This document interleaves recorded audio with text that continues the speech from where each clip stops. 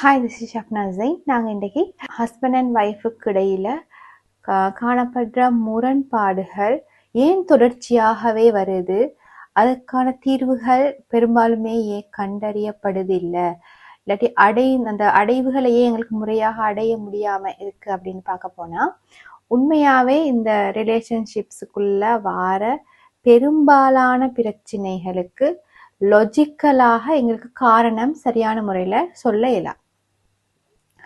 But ஒரு issue நடக்கிற நேரம் நாங்கள் டக்குன்னு அதை லாஜிக்கலாக யோசித்து அது ஏன் நடக்குது, அதுக்கு என்ன செய்யலாம், அதுக்கு என்ன தீர்வு அப்படின்றது தான் நாங்கள் முதல்ல யோசிப்போம். பட் உண்மையாகவே சில பிரச்சனைகள் நாங்கள் லாஜிக்கல் ரீசன்ஸை தாண்டி அதுக்கு அப்பாற்பட்ட உணர்வுகளோடு கனெக்ட் ஆன விஷயங்கள் தான் எங்களுக்குள்ள நடக்கும்.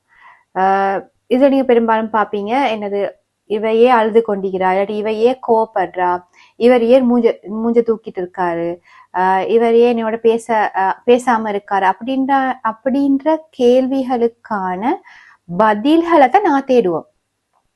பட் இதுக்கு என்ன செய்யலாம் என்றது நாங்க யோசிக்கிறது மிச்சம் குறைவு. நாங்க காரணங்களை தேடித்தான் ஓடிக்கொண்டிருக்கமே தவிர அதுக்கான சொல்யூஷனை செய்யறதுலேயோ இல்லாட்டி அதை தேடுறதுலையோ நாங்க ஸ்பெண்ட் பண்ற டைம் மிகவும் குறைவாகத்தான் காணப்படுது.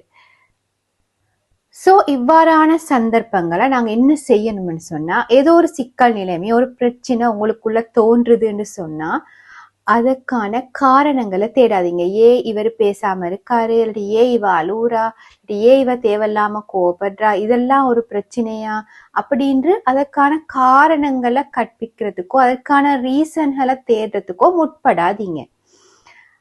அவங்களுக்கு முடியுமான அளவு என்ன சப்போர்ட் பண்ணலாம் என்றதை யோசிங்க. பெரும்பாலும் சில பிரச்சனைகளை உட்கார்ந்து நாங்க அவங்க சொல்றத கேட்டாலே பிரச்சனைகள் தீர்ந்துடும்.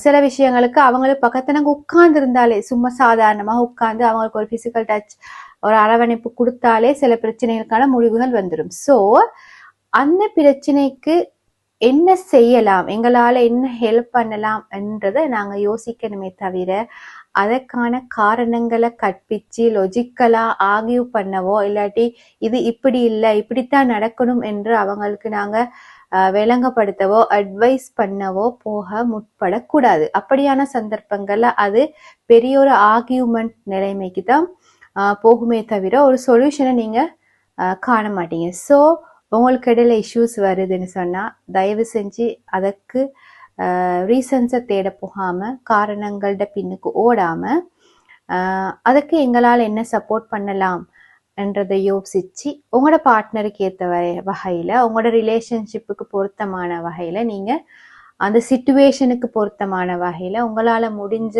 ஹெல்ப்பை அவங்களுக்கு செய்ய முடியுமாக இருந்தால் அதுதான் அந்த பிரச்சனையை தீர்த்து கொள்றதுக்கான வழியாக காணப்படும். Thank you so much.